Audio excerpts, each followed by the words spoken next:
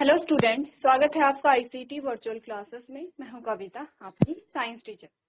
उम्मीद करती हूं आप सभी अच्छे होंगे और स्वस्थ होंगे। सो क्लास कंटिन्यू करेंगे अपना क्वेश्चन पेपर, जिसमें हम देख रहे थे 2024 का क्वेश्चन पेपर। तो इसमें कुछ क्वेश्चन हमने सॉल्व कर लिए हैं, जैसे कि आपने देखा है, और कुछ क्वेश्चन को हम आज यहाँ पे सॉल्व करेंगे, क्योंकि हम यहाँ पर सिर्फ बायो के क्वेश्चन को सॉल्व कर रहे हैं। तो देख लेंगे अभी तक आपने कौन कौन से क्वेश्चन को यहाँ पे देखा है।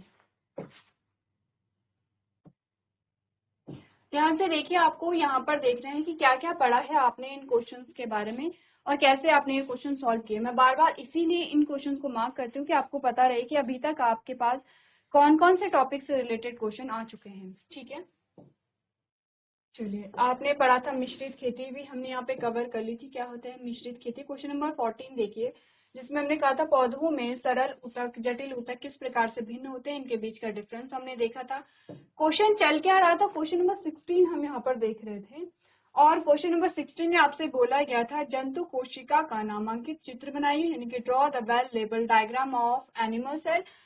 या फिर इसके अथवा में क्वेश्चन क्या आया था? रंध्र का नामांकित चित्र बनाइए, draw the well label diagram of stomata. ठीक है, तो सबसे पहले हम सेल का डायग्राम बना लें। आपको कल यहाँ पर आपको प्रीवियस लेक्चर में क्या दिया गया था? आपको बताया गया था कि आपको क्या करना है, लेवलिंग करनी है। आपने सेल पढ़ा था और आपको क्या करनी थी, लेवलिंग यहाँ पर करनी थी सेल की। ठीक है, ये हमारे पास आया है सेल। ठीक है, और कौन से सेल के बारे में बात की गई है? आपने कहा आपसे पूछा गया है एनिमल सेल के बारे में। ठीक है, क्या पूछा गया है? एनिमल सेल के बारे में आपसे पूछा गया है, तो आपको एनिमल सेल बनानी है।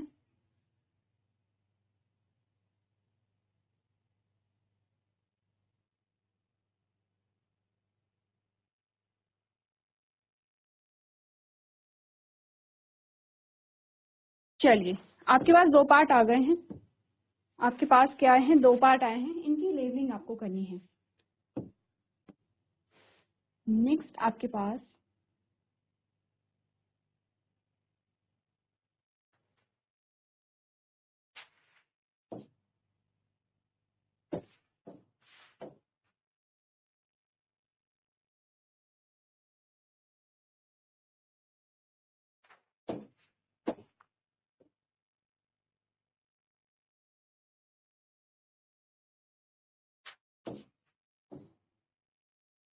चलिए, साथ साथ में आपको लेबलिंग करती रहनी है, जैसे जैसे मैं यहाँ पे डायग्राम बना रही हूँ।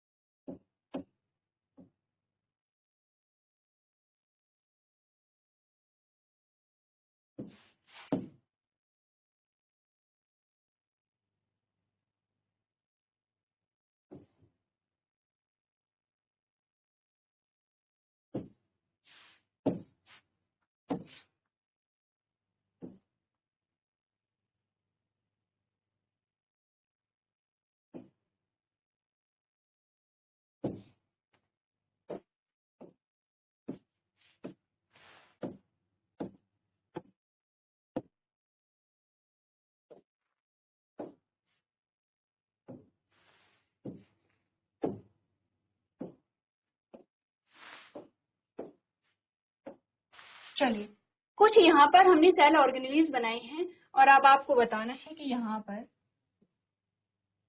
इनकी लेबलिंग क्या है। ठीक है, बहुत ज्यादा डिफिकल्ट डायग्राम नहीं है, बहुत ज्यादा सेल ऑर्गेनेलिज यहाँ पे नहीं बनाई है। अभी तक जितनी सेल ऑर्गेनेलिज हमने यहाँ पे ड्रॉ की है, उसकी जल्दी से आप लोगों को क्या करनी है, लेबलिंग कर लेनी है।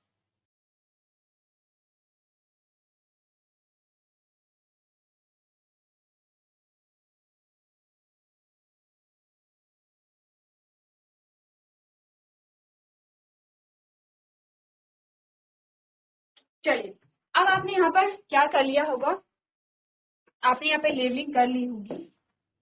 ठीक है,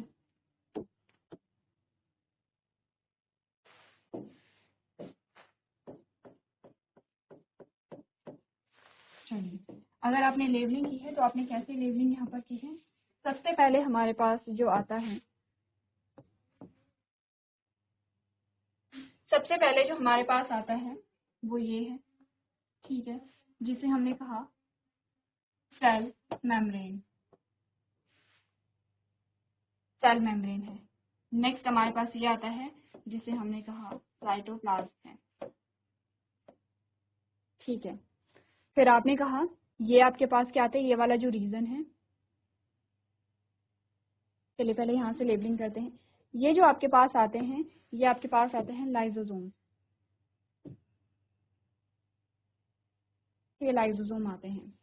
ये जो आपके पास आता है, ये आपके पास आता है गोल्जी अपैरेटस, गोल्जी अपैरेटस है, ठीक है। ये वाले जो पोर्शन आपके पास आते हैं, ये आते हैं वैक्यूल, ठीक है। ये आपके पास आता है माइटोकॉन्ड्रिया, माइटोकॉन्ड्रिया आ गया है। ये जो आपके पास आता है वो है न्यूक्लियस, न्यूक्लियस। और ये जो दो मेम्ब्रेन आपके पास आती हैं, ये आते हैं न्यूक्लियर मेम्ब्रेन, ठीक है। ये जो अंदर आपके पास आता है वो आता है न्यूक्लियोप्लाज्म, और न्यूक्लियोप्लाज्म के अंदर हमारे होते हैं यहाँ पे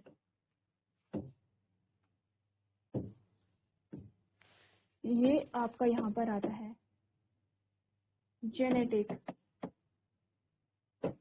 मटेरियल, ठीक है। ये आपके पास आता है सेंट्रोमियर। क्लियर है लेवलिंग, ठीक है, क्लियर है। यहाँ पे एक और चीज आपके पास अभी रह जाती है, जो आपके पास आती है यहाँ पे, ठीक है। ये आपके पास आता है स्मूथ एंडोप्लाज्मिक रेटिकुलम। ये आपके पास आता है रफ एंडोप्लाज्मिक रेटिकुलम।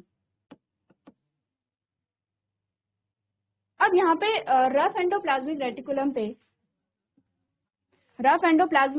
पे ये कुछ डॉट जैसी संरचनाएं हैं, इनका नाम है यहाँ पे राइबोसोम्स।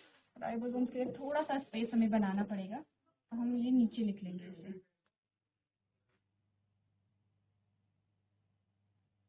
ठीक है। ये हमने बोला लाइसोसोम है,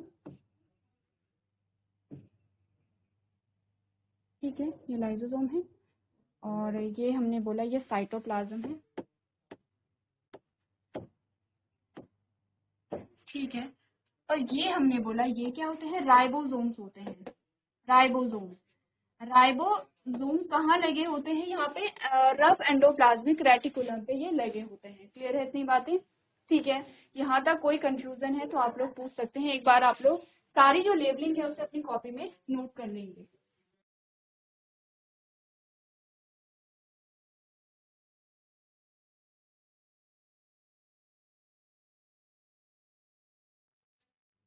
अच्छा, ठीक है।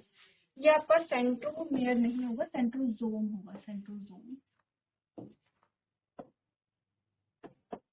सेंट्रोजोम, ठीक है। क्लियर है। अब देखते हैं क्या क्या हमारे पास क्या क्या हमारे पास पार्ट्स आते हैं। सबसे पहले हमने बात की है यहाँ पर, सबसे पहले हमने बात की है आउटर मेम्ब्रेन के बारे में, ठीक है, जो कि आपकी क्या आती है यहाँ पे सेल मेम्ब्रेन आती है, ठीक है। सेल मेम्ब्रेन ये है आपकी सेल मेम्ब्रेन, ठीक है। जो आपने यहाँ लिखी थी वो अब यहाँ लिखते हैं सेल मेम्ब्रेन। तो सबसे पहला जो हमारे पास आता है वो है सेल मेम्ब्रेन। यहाँ पर सबसे पहला जो सबसे आउटर मोस्ट कवरिंग है वो सेल मेम्ब्रेन आती है। उसके अंदर पूरा ये जो लिक्विड पार्ट भरा हुआ है उसे हम साइटोप्लाज्म कह रहे हैं। तीसरा जो हमारे पास पार्ट आता है वो है न्यूक्लियस। न्यूक्लियस बना होता है दो मेम्ब्रेन से, एक और दो, जिसे हम कहते हैं न्यूक्लियर मेम्ब्रेन। न्यूक्लियर मेम्ब्रेन के अंदर एक लिक्विड होता है जिसे हम क्या कहते हैं, न्यूक्लियोप्लाज्म कहते हैं। तो फोर्थ जो पार्ट है वो न्यूक्लियोप्लाज्म होते हैं। यहाँ पर हमारा क्या होता है, जेनेटिक मटेरियल होता है फर्स्ट पार्ट। ऐसे नंबरिंग करने की आवश्यकता नहीं है, आप जस्ट समझिए चीजों को कि हमने कौन कौन से जो पार्ट्स हैं वो कवर कर लिए हैं, ठीक है। इसके अलावा हमने कहा न्यूक्लियस से सटा हुआ होता है एंडोप्लाज्मिक रेटिकुलम, ठीक है। और एंडोप्लाज्मिक रेटिकुलम हमने दो टाइप का पढ़ा था।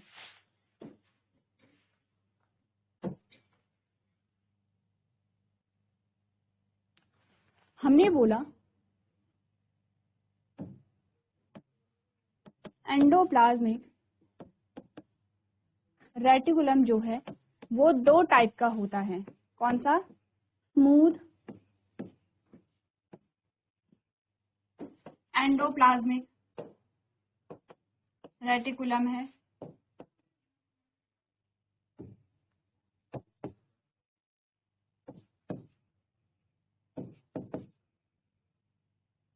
और रफ एंडोप्लाज्मिक रेटिकुलम है। क्योंकि हमने बोला रफ एंडोप्लाज्मिक रेटिकुलम पे होते हैं राइबोसोम्स। क्या होते हैं? राइबोसोम्स होते हैं, जो कि क्या करते हैं, प्रोटीन सिंथेसिस करते हैं। Protein synthesis. तो आपका स्मूथ एंडोप्लाज्मिक रेटिकुलम क्या करता है? आपने कहा ये क्या करता है, लिपिड फॉर्मेशन करता है। क्या करेगा? Lipid formation.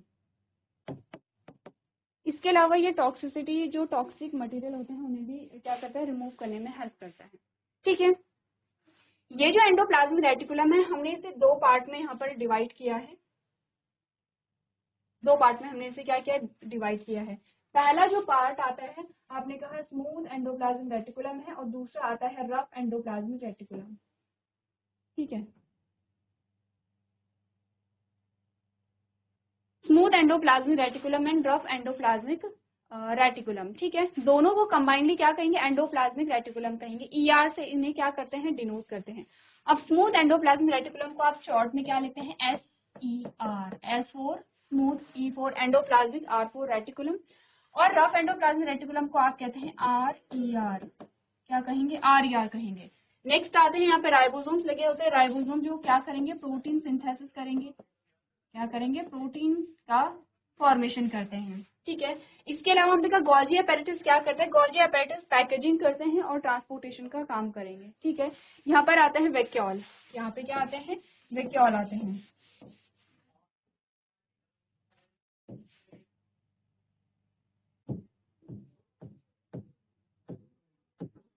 यहाँ पर आते हैं वैक्यूल। अब वैक्यूल के बारे में हमने क्या पढ़ा था, हमने कहा था वैक्यूल जो होते हैं वो प्लांट सेल एनिमल सेल दोनों में होते हैं। अगर प्लांट सेल की बात करें तो प्लांट सेल में वैक्यूल बहुत बड़े होते हैं और मोस्टली एक होते हैं। अगर हम एनिमल सेल के बारे में बात करें तो वैक्यूल बहुत छोटे छोटे होते हैं और इनका नंबर एक से ज्यादा यहाँ पर हो सकता है। नेक्स्ट आता है यहाँ पे माइटोकॉन्ड्रिया। माइटोकॉन्ड्रिया जहाँ पर क्या होती है, सेलुलर। माइटोकॉन्ड्रिया वो स्थान है जहाँ पर क्या होगी, सेलुलर रेस्पिरेशन होगी।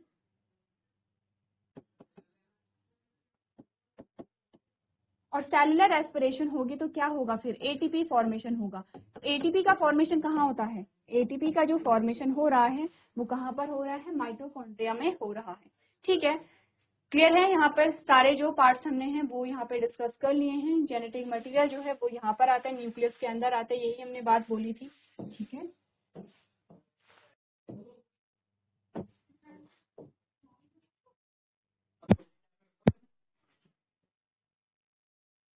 चलिए अब आपको करना क्या है,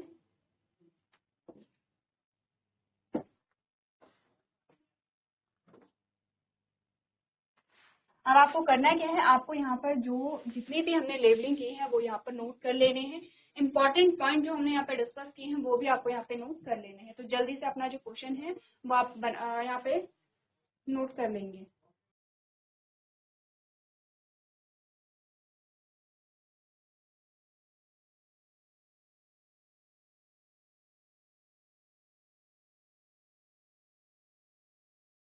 चलिए तो आपने नोट कर लिया होगा। नेक्स्ट क्वेश्चन देखते हैं। नेक्स्ट जो क्वेश्चन हमारे पास आता है वो कौन सा है। यहाँ पर आपने जंतु कोशिका बना ली। इसके अथवा में जो क्वेश्चन आया था वो था रंध्र का नामांकित चित्र बनाइए। आपको क्या बनाना है, स्टोमेटा का वेल लेवल डायग्राम यहाँ पर बनाना है। तो देख लेते हैं स्टोमेटा का जो डायग्राम हमारे पास आता है। चलिए, स्टोमेटा का डायग्राम जब आप बनाएंगे तो ध्यान रखिए, क्योंकि स्टोमेटा, सबसे पहले तो ये बताइए स्टोमेटा पाया कहाँ जा रहा है। आपने कहा लीफ में, ठीक है। कहाँ पे पाया जाता है, लीफ में पाया जाता है, पत्ते में पाया जाता है। लीफ किसका पार्ट है, आपने कहा प्लांट का पार्ट है, ठीक है। हमने कहा सभी चीजें जो बनी होती हैं वो सेल से बनी होती हैं, क्योंकि हम कह सकते हैं कि स्टोमेटा का डायग्राम पूछा है तो हम प्लांट सेल के बारे में बात करेंगे प्लांट सेल के बारे में। अभी तक आपके पास एनिमल सेल का पूरा डायग्राम आया था। एक पर्टिकुलर यहाँ पे प्लांट सेल में, प्लांट में क्या कर दिया गया, एक पर्टिकुलर पार्ट को उठा करके आपसे पूछा गया है कि इसका क्या कीजिए, डायग्राम बनाइए। आपको स्टोमेटा का डायग्राम बनाना है। तो सबसे पहले तो आपने कहा कि पत्ती की जो लोअर सरफेस है उसमें मैक्सिमम स्टोमेटा पाए जाते हैं, ठीक है। पत्ती की लोअर सरफेस पे क्या होंगे, मैक्सिमम स्टोमेटा पाए जाएंगे।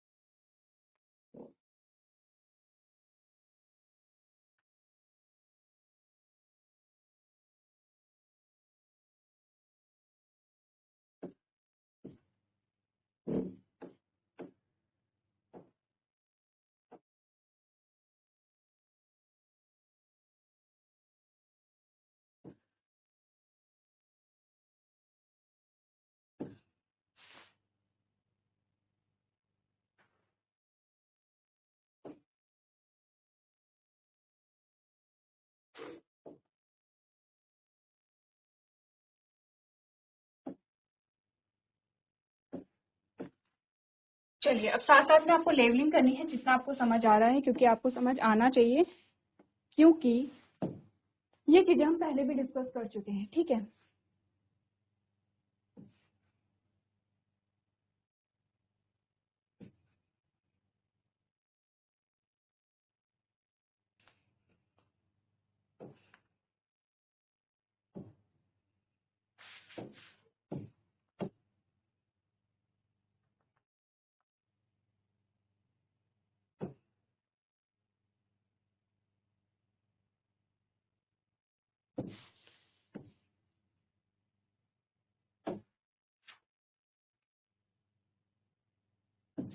चलिए, अगर आप लेवलिंग करेंगे तो यहाँ पर आपके पास क्या कौन कौन से पार्ट्स आते हैं।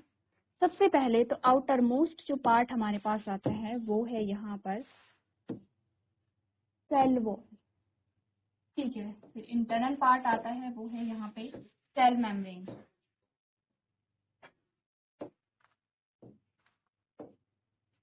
सेल मेम्ब्रेन, ठीक है। उसके बाद ये जो दो पार्ट्स आपके पास आते हैं, एक सेल ये है, एक सेल ये है, इन दोनों को हम कहते हैं गार्ड सेल। इन दोनों को हम क्या कहते हैं, गार्ड सेल, ठीक है।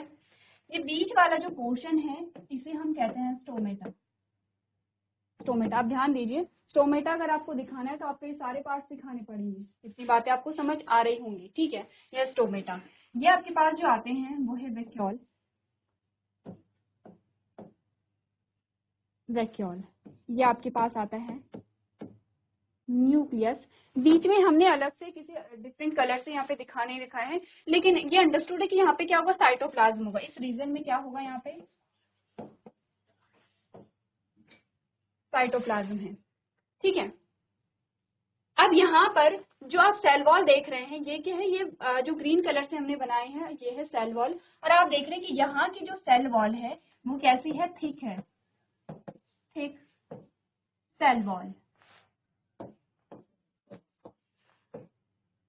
थिक सेल वॉल है, ठीक है, क्लियर है।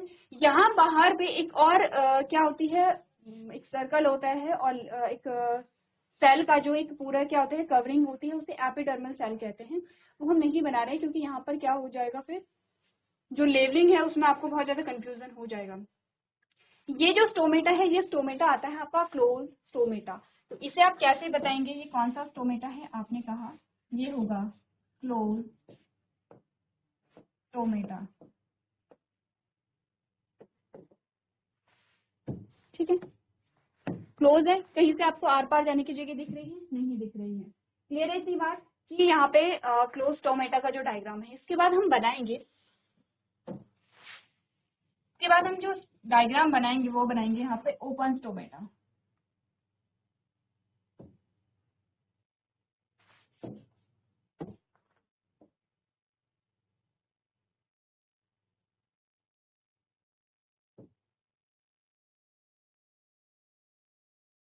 ठीक है, यहाँ पे सारे पार्ट्स बना लीजिए, कहीं भी आप न्यूक्लियस बना लीजिए इस प्रकार से, ये न्यूक्लियस बना लीजिए, यहाँ पर आप वैक्यूल बना लीजिए, इस प्रकार से क्या कर लीजिए, वैक्यूल बना लीजिए। ये बीच का जो पोर्शन है वो साइटोप्लाज्म आपका रह जाता है। ये जो स्टोमेटा होते हैं ये क्या होते हैं, यहाँ पर ओपन स्टोमेटा है। तो क्या लिखेंगे इसे,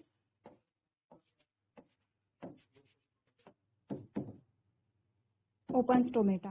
सबसे पहले तो क्लोज स्टोमेटा का डायग्राम देखिए और फिर आप ओपन डायग्राम, ओपन स्टोमेटा बनाएंगे। तो आपने क्या लेवलिंग तो सेम होगी, यहाँ पे लेवलिंग में कोई डिफरेंस आएगा नहीं आएगा।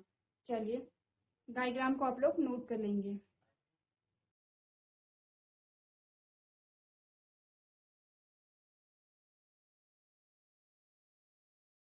एक और चीज आपको यहाँ पे ऐड कर लेनी है, यहाँ पे जो स्टोमेटा होते हैं यहाँ पर क्या पाए जाते हैं, क्लोरोप्लास्ट भी पाए जाते हैं।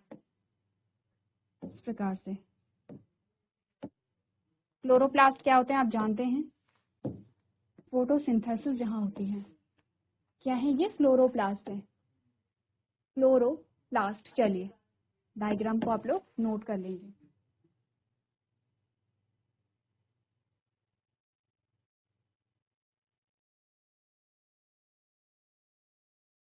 चलिए तो नेक्स्ट क्वेश्चन देखते हैं, ये आपने नोट कर लिया होगा। अगला प्रश्न जो हमारे पास आता है उसे देखते हैं।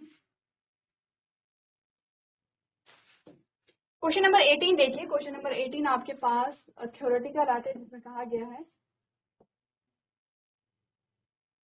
क्वेश्चन नंबर 18 देखिए। क्वेश्चन नंबर 18 में पूछा गया उत्पादन बढ़ाने के लिए कुक्कुट पालन, मत्स्य पालन तथा मधुमक्खी पालन में क्या समानताएं हैं।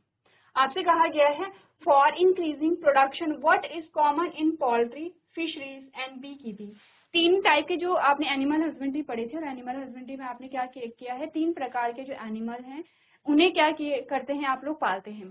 क्या क्या उनमें पालते हैं, जैसे मछली पालन करते हैं, मत्स्य पालन जिसे आप कहते हैं, ठीक है। आप यहाँ पे क्या करते हैं, पोल्ट्री फार्मिंग के बारे में बात करते हैं, जो मुर्गा पालन आप करते हैं। इसके अलावा आप मधुमक्खी पालन करते हैं। आपको ये बताने कि तीनों में समानताएं क्या है, क्या सिमिलैरिटी है तीनों में, और तीनों का जो एम है वो क्या है, यहाँ पे आपने का प्रोडक्शन को बढ़ाना है। ये जो क्वेश्चन आपका आता है थ्योरेटिकल क्वेश्चन, एक बार आप लोग घर से करके लेके आएंगे इसे, ठीक है। तो ये आपके लिए क्या हो जाएगा, होमवर्क में हो जाएगा, ठीक है। नेक्स्ट जो हमारे पास आता है क्वेश्चन नंबर 21 देखिए। क्वेश्चन नंबर 21 में आपसे क्या पूछा गया, प्लाज्मा झिल्ली को वर्णनात्मक पारगम्य झिल्ली क्यों कहते हैं। यानी कि क्वेश्चन नंबर 21 जो है वो 3 नंबर का आपके पास है, 1.5 नंबर में से क्या किया गया है, डिवाइड किया गया है। पहला खंड क है, यानी कि पार्ट 1 में पूछा गया है why is the plasma membrane called selectively permeable membrane. और इसी का जो खंड ख है उसमें पूछा गया जंतु तथा पादप कोशिका में एक अंतर लिखिए, state one difference between plant and animal cell. तो बहुत बेसिक से क्वेश्चन आपसे पूछे गए हैं। ये पहला क्वेश्चन आपके लिए अच्छा क्वेश्चन है कि क्यों हम यहाँ पर जो सेल मेम्ब्रेन है या कोशिका झिल्ली है, कोशिका झिल्ली को ही प्लाज्मा झिल्ली कहते हैं, ठीक है। इसे हम क्यों कहते हैं कि ये क्या है, वर्णनात्मक पारगम्य झिल्ली है, या फिर इसे सेलेक्टिवली परमेबल मेम्ब्रेन क्यों कहा जाता है। इससे ये जो टॉपिक है आपका, ये बड़ा टॉपिक है थोड़ा सा, ठीक है। अब ये बड़ा टॉपिक है तो इसमें आपसे बहुत सारे क्वेश्चन पूछे जा सकते हैं, जैसे कि सेल मेम्ब्रेन के फंक्शन क्या होते हैं, जैसे कि ऑस्मोसिस क्या होती है, जैसे कि डिफ्यूजन क्या होता है, ऑस्मोसिस की मैकेनिज्म क्या होती है, डिफ्यूजन की मैकेनिज्म क्या होती है। सारे क्वेश्चन इस टॉपिक से बन सकते हैं। इसके खंड ख में जो है बहुत इजी क्वेश्चन आपसे पूछा गया, जंतु तथा पादप कोशिका में एक अंतर लिखिए। सिर्फ एक अंतर पूछा है तो एक ही लिखेंगे, क्योंकि आपको टाइम भी क्या करना है, यहाँ पे बचाना है। तो आपने कहा एक अंतर तो सेल वॉल का ही आ जाता है, उसके अलावा वैक्यूल के आते हैं, उसके अलावा आपने कहा बहुत सारे, जैसे क्लोरोप्लास्ट का जो आता है, ठीक है। तो आपने कहा कि यहाँ पर बहुत सारे डिफरेंस है सेल, प्लांट सेल और एनिमल सेल के बीच में, जिसमें से आपको एक यहाँ पे अंतर बताना है, ठीक है। इसके अलावा हमारे पास जो क्वेश्चन आए हैं वो कौन कौन से क्वेश्चन आए हैं एक बार देख लेते हैं। जो जो क्वेश्चन मैं आपको टिक करके बता रही हूँ वो आपको क्या करने हैं, नोट करके लेके आने हैं। क्वेश्चन नंबर 20, क्वेश्चन नंबर 30 देखिए। क्वेश्चन नंबर 30 आपका क्वेश्चन आया है जिसमें आपको माइटोकॉन्ड्रिया और लाइसोसोम के बारे में बताना है, ठीक है। तो ये जो क्वेश्चन है आप लोग इन्हें घर से करके लेके आएंगे। इसके अलावा क्वेश्चन नंबर 26 भी आपका क्या आता है, बायो का क्वेश्चन है, जिसे आप लोग घर से पढ़ करके लेके आएंगे। तो ये कुछ क्वेश्चन है जो हमारे चैप्टर में रह जाते हैं, जिसे हम नेक्स्ट लेक्चर में यहाँ पे क्या करेंगे, कंटिन्यू करेंगे। तो एक बार आप लोग अपना क्वेश्चन पेपर घर से देख करके लेके आएंगे। तो आज के सेशन में हम इतना ही करेंगे। अभी तक क्लास में बने रहने के लिए आपका धन्यवाद।